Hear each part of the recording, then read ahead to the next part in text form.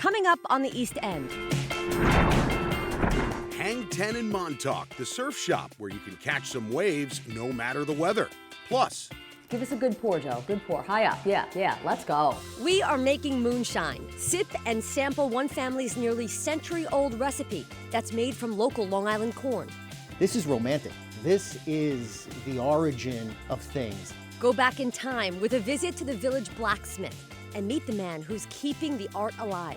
from lavish Hampton's hotspots to local North Fork hidden gems. Come with us as we explore the people and the places that make up Long Island's East End. Welcome to the East End. I'm Erin Colton. And I'm Joe Arena. We've got lots to see this weekend. And while you're exploring it all with us, don't forget to play along in our East End trivia game. You'll see questions pop up during the show. Scan that QR code and submit your answers at the end of the program for a chance to win some East End swag. Beautiful beaches aren't just a summertime staple on the East End. Here on the North Fork, there's nothing more invigorating than a winter stroll here in the sand. And if it's a beach adventure you're looking for, you don't have to let the winter stop you. You can suit up just like I did for some fun with the crew at Montauk Surf Shop. Long Island offers 118 miles of oceanfront coastline, and the farther east you go, the bigger the waves. And if you make the worthwhile trip to Ditch Plains here in Montauk, you might just be at one of the best surfing beaches some say the East Coast has to offer.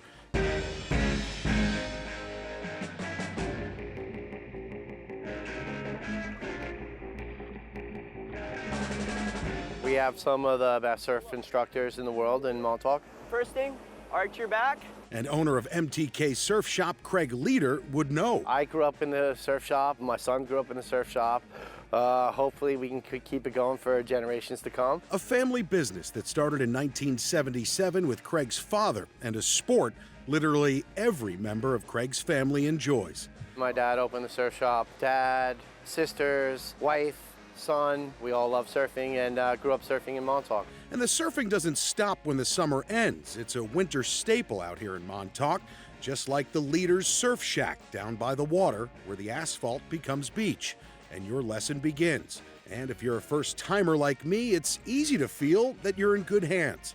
On the walls inside the shack, the Leader family comes to life. There's Craig and his father surfing side by side.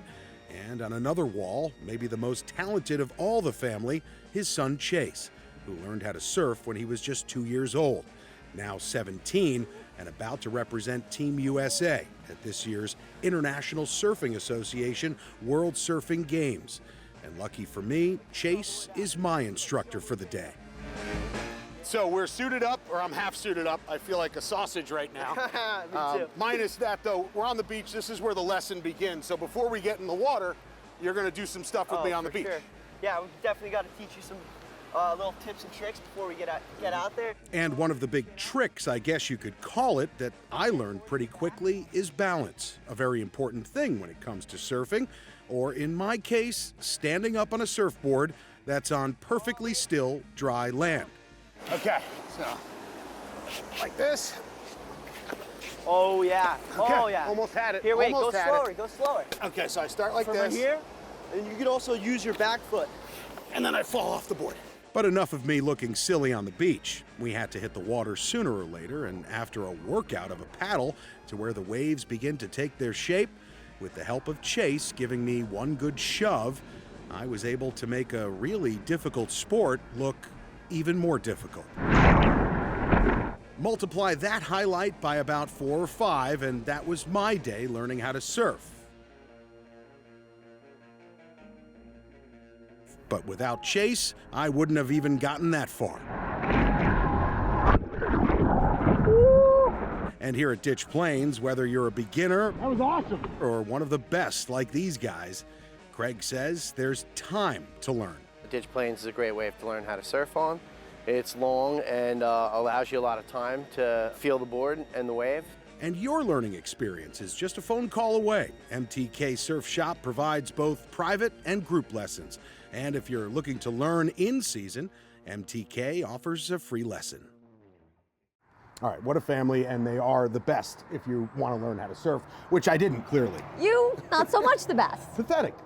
I'd say it's a workout, though. And I just got to tell you, when you were on that surfboard and that wave is behind you, like pushing you, that feeling, I can't describe it. And once you can stand up a little longer, you'll experience it for longer. I just kind of like fell over. You did a good job. Yeah, good All right, workout. on to our next adventure. This one a little less wet. That's right. We know when you come out to the East End, it's all about the wine.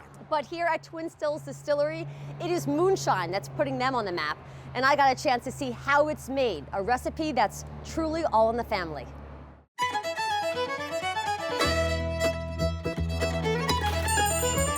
When you walk inside Twin Stills Distillery in Riverhead on Long Island's East End, you instantly get a sense that this place is special, and so is what's made inside. Joe Kuna opened the shop 9 years ago, but his moonshine goes back nearly 100 years.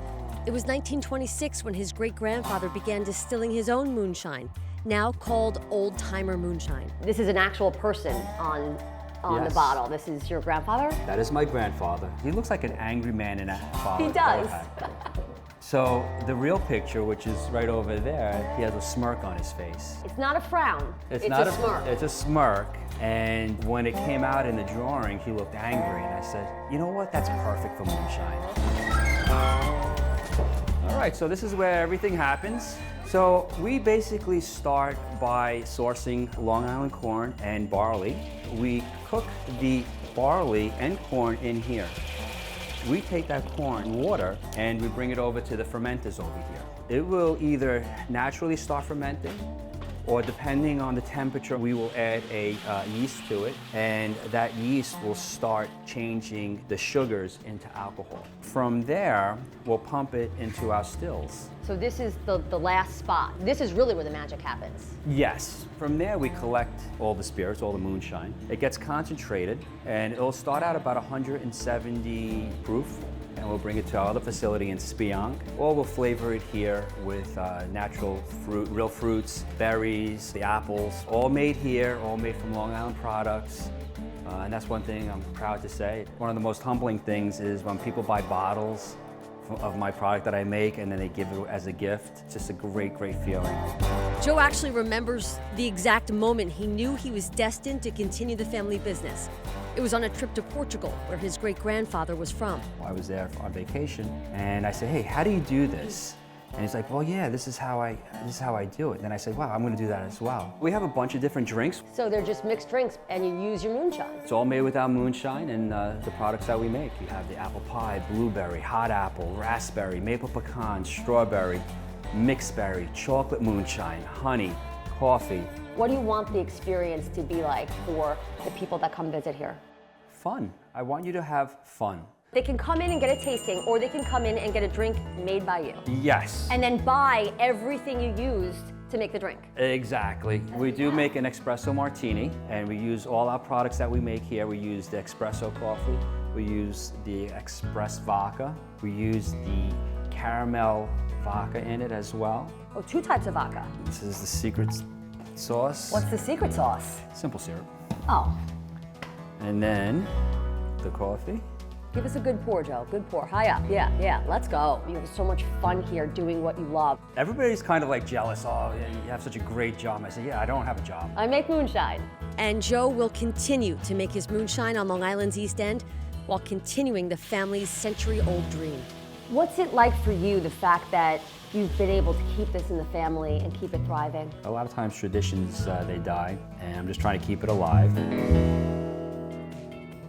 And my personal favorite, not that I tried any. No.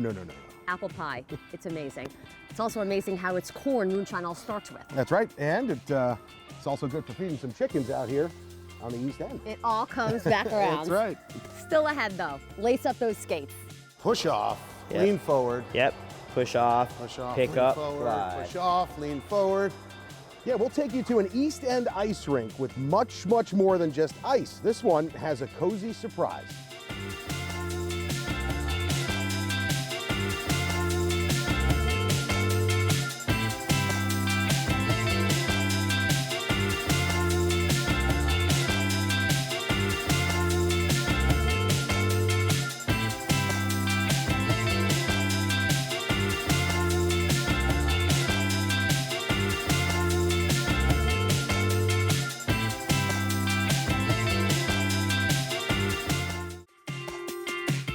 Welcome back to the East End. Nothing gives off warm winter vibes quite like a good hot cup of cocoa. And this is a good one. And here at the Treatery in Jamesport, they have this decadent, as you see, little bar that you can add anything, almost anything, to your hot chocolate. Come on, Joe, you got to get in on this. I'm gonna Look at get a these edible fistful. cookie dough. I'm getting a fistful of all that in a second. But like one of the things that gets me into the winter spirit and my family is ice skating.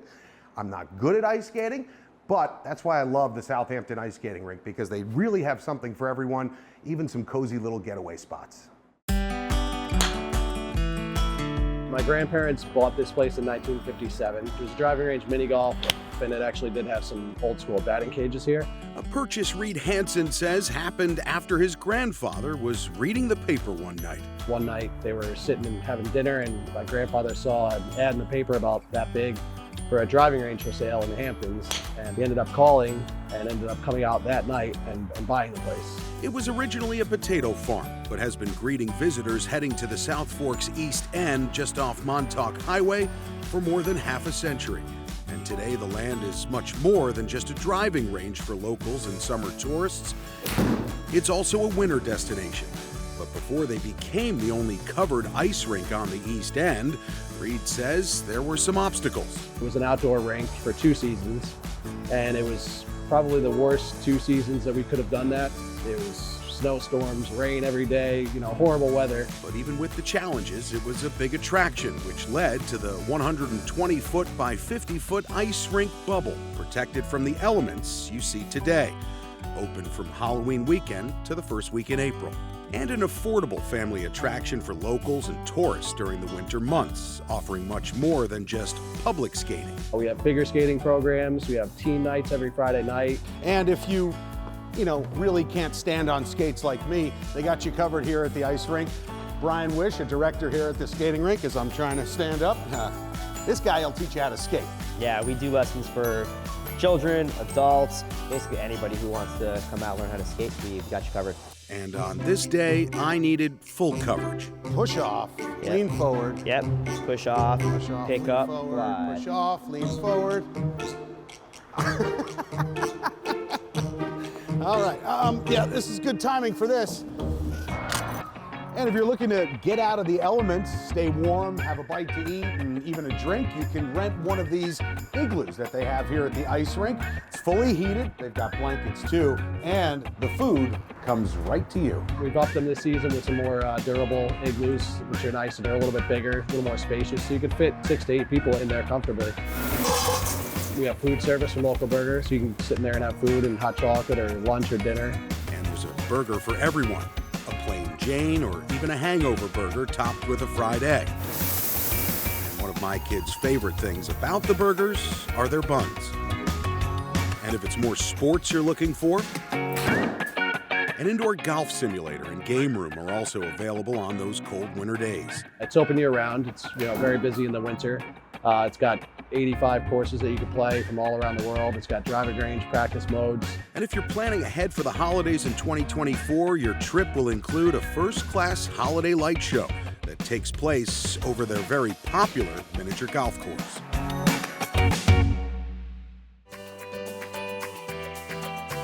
So many homes on Long Island's East End are nothing short of spectacular. No matter the season, it always feels like a getaway, like here on Old Country Road in Watermill, where it has that classic Hamptons vibe. Giving us a tour is Adam Hoffer from Douglas Elliman Real Estate. Hi, Erin. How Hi, are you? thanks Welcome so to much. 39 Old Country Road in Watermill. We have a beautifully done 6-bedroom, 6-bath, 7,000 square foot house that I'm super excited to show you today. All right, I'm gonna take off my coat and stay a while. Let's do it. So one of the things I love about this home is the open concept floor plan. Okay, we have a beautiful kitchen over here. It's beautifully done in a very modern Hamptons beach style. Super bright, light, very chic. Another thing you'll notice in the house is there are multiple living areas. So the house really lends itself as a great place to entertain. It's good for large families. The beachy vibe is throughout. You know, you have like the sea glass sort of candle holders, even just cocktail table books like this. Perfect. Everyday people can do this. You know, you don't have to live in the Hamptons to be able to add this vibe to your house. Absolutely, you could definitely recreate this anywhere. They've also done a amazing job of creating seamless indoor and outdoor living. You have a beautiful covered porch, a 44-foot pool, and a hard-true tennis court. What would this be considered, the family room? I would say this is the family room. Yeah, I mean, this is probably a more general gathering space. And then I love this area over here with these hats. It's so simple, but it looks awesome. Isn't that awesome? Yeah, she did do a really good job creating this little welcome area here, setting up the hats like that. It's just fun. And again, anyone could do this in their own home Totally. to make it look like that. Totally. So I know it feels like we've seen a lot already, but I can't wait to show you upstairs. I can't wait either. So Adam, this is one of the bedrooms in the house. This is one of the 6 bedrooms. It is my personal favorite. It's my favorite too. Right? I mean, as you can see in this room, she really added a lot of colors, a lot of fun designs in here. The swim surf, perfect. It's awesome. I love it. The house is designed to accommodate a lot of people, and you can see that right here. I mean, it just goes bed after bed after bed. We call it the bunk room. Okay, a bunk room with style. We have a total of 4 bedrooms on the 2nd floor here, and of course, the classic Hamptons primary suite. Upstairs, so relaxing. It's a beautiful place to stay. However, I'm excited to show you the lower level, because that's where the fun really begins. All right. The entire house was built around having fun, but the lower level is one of my favorite parts of it, right? Because it's not always sunny in the Hamptons, so this is kind of where we go for our rainy day activity. You got 3 games down here, including ping pong. One of my personal favorites. Mine too. See how much fun you can have in this house? Yeah, I mean, whoa, whoa. That's really what it's all about. I gave it to her.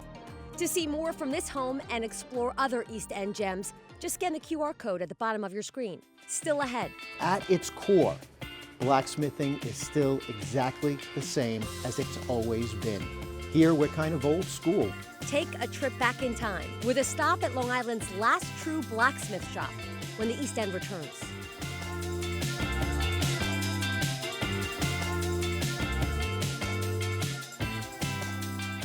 Welcome back. We're inside 1760 Homestead Farm on the North Fork. Yeah, such a cool place here. And their mission here is to preserve the past by growing and cooking fresh farm food and crafting these handmade things you see right here. It's these people that make up the fabric of Long Island's East End, and it's their stories that make this place so special, including that of the last true blacksmith shop here on Long Island. And the shop has been standing in Greenport for decades. This is romantic. This is the origin of things. Taking a piece of steel that's cold in your hand, putting it into a forge, swinging a hammer and shaping it. It's fantastic. I'm Tom Barry, the village blacksmith here in Greenport for the East End Seaport Museum. This is the replica blacksmith shop of the original that was here starting in 1850. At one point, I've heard that there were as many as 10 shops in the township of Southold, which included the village of Greenport. This shop, or the shop that we replicate, is the very last village blacksmith shop here in Greenport.